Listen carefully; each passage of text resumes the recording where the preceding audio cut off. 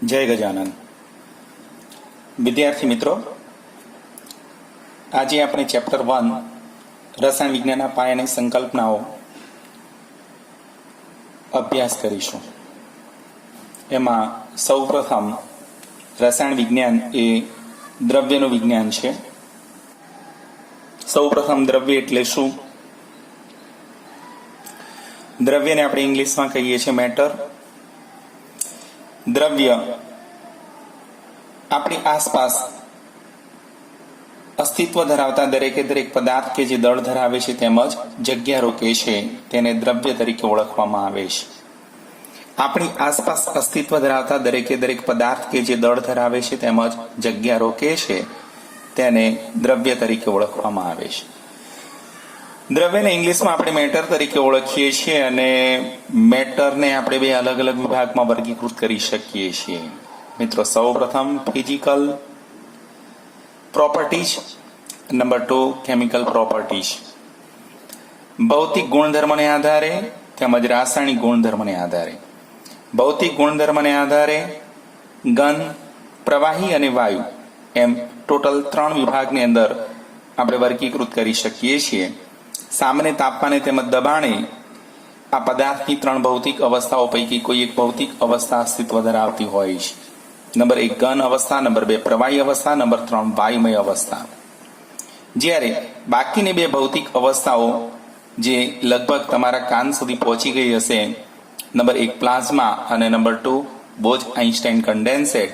તો પ્લાઝમા જે ભૌતિક અવસ્થા છે તે ખૂબ જ ઊંચા તાપમાને શક્ય બની શકે છે. લગભગ 10⁶ કેલ્વિન કે તેથી વધુ ઊંચા તાપમાને પ્લાઝમા અસ્તિત્વ ધરાવી શકે છે. જ્યારે બોઝ-આઇન્સ્ટાઇન કન્ડેન્સેટ એ ખૂબ જ અતિશય નીચું તાપમાન જાય ત્યારે શક્ય બની શકે છે. અને માટે આપણે બોઝ-આઇન્સ્ટાઇન કન્ડેન્સેટ તેમજ પ્લાઝમા જેવી ભૌતિક અવસ્થાઓ અહીં સામાન્ય રીતે દ્રવ્યમાં મેળવી શકતા નથી. માટે આપણે પદાર્થની 3 ભૌતિક અવસ્થાઓ, number 1 solid, number 2 liquid, number 3 gas નો જ અભ્યાસ કરીએ છીએ. એમાં સોલિડની અંદર ડેફિનેટ શેપ અને ડેફિનેટ વોલ્યુમ જોવા મળે છે. નિશ્ચિત આકાર તેમજ નિશ્ચિત કદ. કેમ? કારણ કે અહીં સોલિડના પાર્ટિકલ્સ જે હોય છે તેઓ એકબીજાને અડકીને ગોઠવાયેલા હોય છે અને પરિણામે તેમની વચ્ચે ઉદ્ભવતું ઇન્ટરેક્શન્સ ખૂબ જ પ્રબળ હોય છે. ઇન્ટરેક્શન્સ ખૂબ જ પ્રબળ હોવાને કારણે કોઈ પણ ઘટકકણ પોતે પોતાના નિયત સ્થાન ઉપરથી ચલિત થઈ અન્ય સ્થાન ઉપર જઈ શકતા નથી. માત્ર ને માત્ર પોતાના સ્થાન ઉપર જ કંપન કરે છે અને માટે કોઈ પણ પરમાણુ કે અણુ પોતે પોતાના નિયત સ્થાન ઉપરથી ચલિત થઈ અન્ય સ્થાન ઉપર જઈ શકતા ન હોવાને કારણે તેનો આકાર હંમેશા નિશ્ચિત રહે છે. વળી આકાર નિશ્ચિત રહેતો હોવાને કારણે તેનું કદ પણ નિશ્ચિત જ રહે છે. પ્રવાહીમાં ઉદ્ભવતું ઇન્ટરેક્શન્સ એટલે કે અણુ અથવા તો પરમાણુ વચ્ચે ઉદ્ભવતું આકર્ષણ બળ એ ઘનની સાપેક્ષે નહિવત હોય છે, પણ વાયુની સાપેક્ષે સહેજ પ્રબળ હોય છે. અહીં પ્રવાહીના ઘટક કણો પોતે પોતાના નિયત સ્થાન ઉપરથી ચલિત થઈ અન્ય સ્થાન ઉપર દ્રવ્યમાં સ્થાન ફેર પામી શકે છે, પરંતુ દ્રવ્યને છોડીને એમાંથી બહાર નીકળી શકતા નથી અને માટે પ્રવાહી અવસ્થાની અંદર ચોક્કસ કદ હોય છે પણ તેનો આકાર નિશ્ચિત હોતો નથી. પ્રવાહીને જ્યારે એક પાત્રમાંથી બીજા પાત્રમાં રેડવામાં આવે છે ત્યારે તે પાત્રના આકાર જેવો આકાર ધારણ કરે છે, પરંતુ તે સમગ્ર પાત્રને ભરી દેતું નથી અને માટે પ્રવાહીની અંદર નિશ્ચિત કદ હોય છે પણ ચોક્કસ આકાર જોવા મળતો નથી. પ્રવાહીને જે પાત્રમાં ભરવામાં આવે છે તે પાત્રનો તે આકાર ધારણ કરે છે. તો no definite shapes and no definite volume. પ્રવાહીની અંદર ડેફિનેટ શેપ આપણને પ્રાપ્ત થતો નહોતો, એ જ રીતે અહીંયા ગેસની અંદર પણ ડેફિનેટ શેપ આપણને પ્રાપ્ત નહીં થાય. અહીં ડેફિનેટ વોલ્યુમ પણ પ્રાપ્ત થતું નથી. કેમ? કારણ કે અહીં વાયુના ઘટક અણુઓ વચ્ચેનું અંતર ઘણું બધું ઊંચું અથવા તો વધારે હોય છે અને માટે વાયુના અણુઓ એકબીજાને એટ્રેક્ટ કરી શકતા નથી, એકબીજાને આકર્ષી શકતા નથી અને માટે વાયુને જે પાત્રમાં ભરવામાં આવે છે તે પાત્રની અંદર સંપૂર્ણપણે ભરાઈ જાય છે. એ પાત્રનું કદ ધારણ કરી લે છે, એ પાત્રનો આકાર પણ ધારણ કરી લે છે અને માટે વાયુની અંદર એ ચોક્કસ કદ કે નિશ્ચિત આકાર હોતો નથી. મિત્રો, આ ઘન, પ્રવાહી અને વાયુ ભૌતિકમય અવસ્થાઓ એકબીજામાં કન્વર્ટ થઈ શકે છે. ઘન માંથી પ્રવાહીમાં રૂપાંતર કરવાની પ્રક્રિયા દરમિયાન આપણે એને હીટ આપીશું તો ગલન બિંદુએ ઘનમાંથી પ્રવાહીમાં રૂપાંતર પામશે. ઘનમાંથી પ્રવાહીમાં રૂપાંતર પામવાની પ્રક્રિયાને આપણે ગલનની પ્રક્રિયા તરીકે ઓળખાવી શકીએ છીએ, જે સામાન્ય રીતે તેના ગલન બિંદુએ શક્ય બની શકે છે. આ જ રીતે પ્રવાહીમાંથી વાયુમાં રૂપાંતર થવાની પ્રક્રિયા તો કોઈ પણ તાપમાને શક્ય બની શકે છે, પણ પ્રવાહીમાંથી વાયુનું સંપૂર્ણ રૂપાંતર એ એના ઉત્કલન બિંદુથી ઊંચા તાપમાને સંપૂર્ણપણે એક ફેઝ નાબૂદ થઈ જાય છે. લિક્વિડ ફેઝ નાબૂદ થઈને ગેસ ફેઝ ધારણ કરી લેશે તો એ ઉત્કલન બિંદુ આવશે. અને જો વાયુમાંથી પ્રવાહીમાં રૂપાંતર કરવું હોય તો તાપમાન તમારે ઘટાડવું પડે, અને તાપમાન ઘટાડો તો વાયુ પ્રવાહીકૃત થઈને પ્રવાહી સ્વરૂપમાં રૂપાંતર પામી શકે છે. જ્યારે પ્રવાહીને ઘનમાં રૂપાંતર કરવાની પ્રક્રિયા એટલે કે ઠારણની પ્રક્રિયા જે છે એ ઠાર બિંદુએ શક્ય બની શકે છે. આમ પદાર્થની આ ત્રણે ત્રણ ભૌતિક અવસ્થાઓને આપણે એકબીજામાં ઇન્ટરચેન્જ કરી શકીએ છીએ, એકબીજામાં ફેરવી શકીએ છીએ. ઘનમાંથી પ્રવાહી તેમજ પ્રવાહીમાંથી વાયુમાં રૂપાંતર થવાની આ પ્રક્રિયાઓ દરમિયાન આપણે તાપમાન વધારતા જઈએ છીએ. જ્યારે વાયુમય ભૌતિક અવસ્થામાંથી પ્રવાહી તેમજ પ્રવાહીમાંથી ઘન ભૌતિક અવસ્થા તરફ જઈએ છીએ તેમ તેમ તાપમાન ઘટાડતા રહેવું પડે છે. તો મિત્રો, અહીં ધ્યાન રાખજો, આપણે અહીં H2O સોલિડ લખીએ તો બરફ ગણાશે. H2O સોલિડને આપણે હીટ આપીશું તો તે H2O લિક્વિડમાં રૂપાંતર પામશે, અને ત્યારબાદ H2O લિક્વિડને વધુ ઉષ્મા આપતા ઉત્કલન બિંદુથી ઊંચા તાપમાને તે 100% H2O વેપરમાં રૂપાંતર થઈ ચૂકી હશે. આ H2O વેપરને આપણે સંગનિત કરીએ તો, તે કન્ડેન્સ કરીએ તો એ લિક્વિફાઈડ થશે અને પ્રવાહીકૃત થઈને પ્રવાહી પાણીમાં રૂપાંતર પામે છે. હજી પણ જો એને ઠંડુ પાડીએ અને 0°C તાપમાન કે તેથી નીચું તાપમાન લઈ જઈએ તો તે પાણી સંપૂર્ણપણે બરફમાં રૂપાંતર પામી જશે. આમ આ પદાર્થની ત્રણે ત્રણ ભૌતિક અવસ્થાઓને એકબીજામાં ઇન્ટરચેન્જ કરી શકાય છે. મિત્રો, હવે બીજો એક મુદ્દો આપણે આવશે કે દ્રવ્યનું વર્ગીકરણ કેમિકલ પ્રોપર્ટીઝને આધારે એટલે કે રાસાયણિક ગુણધર્મને આધારે દ્રવ્યનું વર્ગીકરણ આપણે સમજવાના છીએ. તો મિત્રો, સૌપ્રથમ આપણે સ્ટાર્ટ કરીએ દ્રવ્યનું વર્ગીકરણ રાસાયણિક ગુણધર્મને આધારે. હવે દ્રવ્યનું વર્ગીકરણ રાસાયણિક ગુણધર્મને આધારે વિચારીએ. કેમિકલ પ્રોપર્ટીઝ ને આધારે મેટરનું વર્ગીકરણ ટોટલ 2 ટાઈપ્સ થશે. નંબર 1 પ્યોર સબસ્ટન્સ, જેને આપણે શુદ્ધ પદાર્થો તરીકે ઓળખીએ છીએ. નંબર 2 મિક્સચર, જેને આપણે મિશ્રણો તરીકે ઓળખીએ છીએ. પ્યોર સબસ્ટન્સ, શુદ્ધ પદાર્થો, તો fixed ratio of masses of constituents એટલે કે તેમાં રહેલા ઘટક કણોનું દળથી પ્રમાણ નિશ્ચિત રહે છે. તેમાં રહેલા ઘટક તત્વોનું દળથી પ્રમાણ હંમેશા નિશ્ચિત રહે તે વખતે તેને બે વિભાગમાં આપણે વર્ગીકૃત કરી શકીએ છીએ. Number 1 elements and number 2 compounds. જ્યારે આપણે એલિમેન્ટ્સ કહીએ છીએ ત્યારે તેમાં ફક્ત એક જ પ્રકારના પરમાણુઓ રહેલા હોય છે. ફક્ત એક જ પ્રકારના પરમાણુ દ્વારા બનેલા પદાર્થને આપણે તત્વ તરીકે ઓળખીએ છીએ. મિત્રો, ધ્યાન રાખજો, ફક્ત એક જ પ્રકારના પરમાણુ દ્વારા બનેલા પદાર્થને આપણે તત્વ તરીકે ઓળખીએ છીએ. જેમ કે કોપર નો સ્ફટિક લઈએ તો એમાં બધા જ કોપરના જ પરમાણુ ગોઠવાયેલા હોય. એલ્યુમિનિયમ નો સ્ફટિક લઈએ તો બધા એલ્યુમિનિયમના જ પરમાણુ ગોઠવાયેલા હોય. ધાતુના સ્ફટિકની અંદર કોઈ એક જ ધાતુના બધા પરમાણુ ગોઠવાયેલા હોય છે. તો એલિમેન્ટ્સની અંદર ક્લાસિફિકેશન્સ કરીએ તો પાછા 3 પેટા પ્રકાર પાડી શકાય.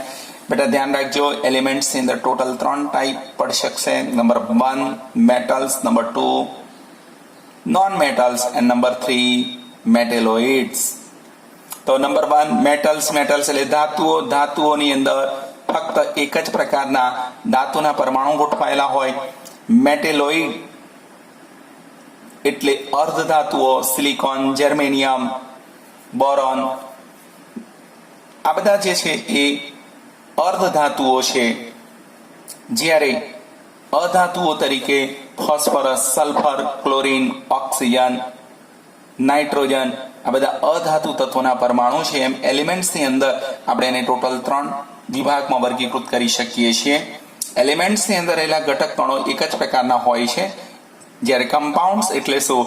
તો made of 2 or more atoms of different elements બે કે બેથી વધારે અસમાન તત્વોના રાસાયણિક સંયોગીકરણથી સંયોજનનો અણુ પ્રાપ્ત થતો હોય છે.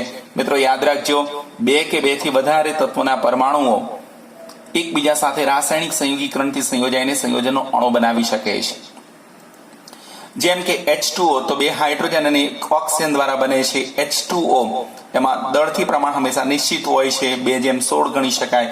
એ જ રીતે કાર્બન ડાયોક્સાઇડ તો એક કાર્બન તેમજ બે ઓક્સિજન દ્વારા બને છે. કાર્બન ડાયોક્સાઇડ 12 ગ્રામ કાર્બન 32 ગ્રામ ઓક્સિજન સાથે સંયોજાઈને કાર્બન ડાયોક્સાઇડનો અણુ બનાવે છે.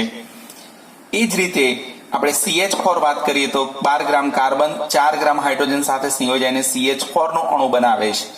અહીં કમ્પાઉન્ડ્સ એટલે બે કે બેથી વધુ અસમાન તત્વોના પરમાણુઓ એકબીજા સાથે રાસાયણિક સંયોગીકરણથી સંયોજાય છે ત્યારે સંયોજનનો અણુ પ્રાપ્ત થાય છે.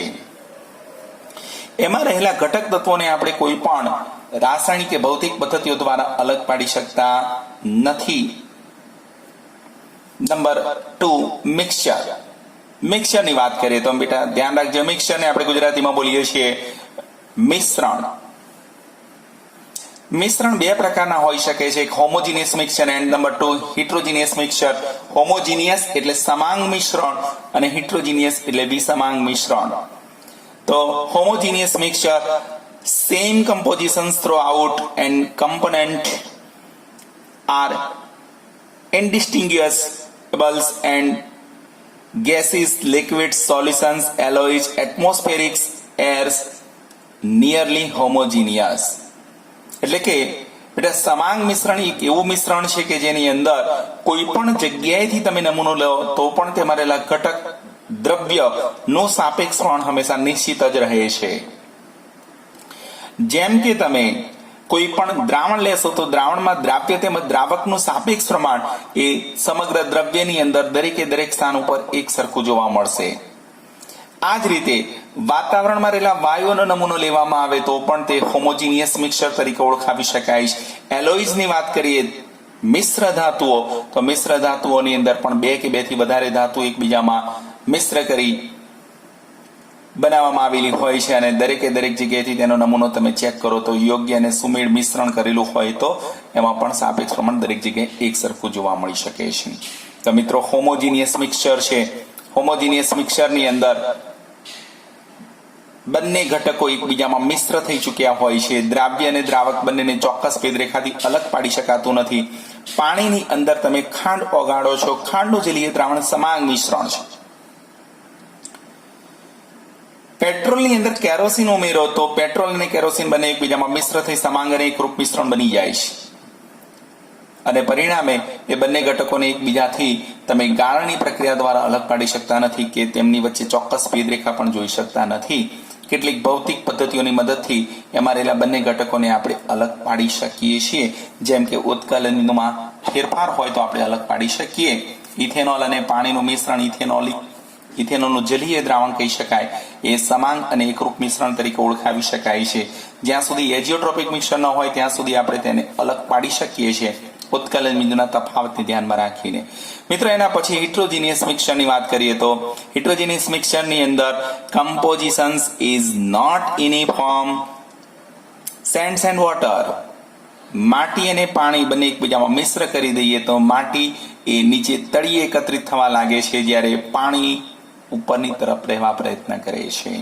નીચેથી નમૂનો મેળવવામાં આવશે તો ત્યાં માટી વધારે પ્રમાણમાં પ્રાપ્ત થશે, જ્યારે ઉપરથી નમૂનો મેળવવામાં આવશે તો ત્યાં પાણીનું પ્રમાણ સવિશેષ જોવા મળશે, ત્યારે માટીનું પ્રમાણ ઓછું જોવા મળશે. આમ દરેકે દરેક જગ્યાએથી નમૂનો લેવામાં આવે છે ત્યારે તેમાં ઘટક કણોનું સાપેક્ષ પ્રમાણ એક સરખું દરેક જગ્યાએથી જોવા મળતું નથી અને માટે તેને આપણે હિટ્રોજીનિયસ મિક્સચર તરીકે ઓળખાવી શકીએ છીએ. મિત્રો એક બાબત પણ તમારે ધ્યાન રાખવા જેવી છે કે અહીં દ્રવ્યની ભૌતિક અવસ્થાઓ મોટે ભાગે અલગ અલગ ટાઈપની હોય છે, પણ ઘણી વખતે એવું પણ બને કે દ્રવ્યની ભૌતિક અવસ્થા સમાન હોય તો પણ હોમોજીનિયસની જગ્યાએ હિટ્રોજીનિયસ મિક્સચર બની શકે છે. દ્રવ્યની ભૌતિક અવસ્થાઓ બે અલગ અલગ હોવાને બદલે એક જ પ્રકારની હોય તો પણ હિટ્રોજીનિયસ મિક્સચર બની શકે. જેમ કે પાણીની અંદર તમે બેન્ઝીન ઉમેરો છો તો બેન્ઝીન ઉપરની સપાટી ઉપર તરે છે, જ્યારે પાણી નીચેની સપાટી ઉપર રહે છે. બંને વચ્ચેની ચોક્કસ ભેદરેખા તમે સ્પષ્ટપણે જોઈ શકો છો, માટે તેને આપણે હિટ્રોજીનિયસ મિક્સચર તરીકે ઓળખાવી શકીએ છીએ. નીચેથી નમૂનો મેળવશો તો પાણી પ્રાપ્ત કરશો, ઉપરથી નમૂનો તમે કેચઅપ કરશો તો તેવા સંજોગોની અંદર તમને બેન્ઝીન પ્રાપ્ત થશે, અને વચ્ચે તમે ચકાસશો તો બંનેને અલગ પાડતી સ્પષ્ટ ભેદરેખા પણ તમે જોઈ શકશો. આમ દ્રવ્યની ભૌતિક અવસ્થા એક સમાન હોય તો પણ હિટ્રોજીનિયસ મિક્સચર બની શકે છે, જ્યારે હોમોજીનિયસ મિક્સચરની અંદર ફક્ત એક જ પ્રકારની ભૌતિક અવસ્થા જોવા મળી શકે છે. Okay, thank you very much.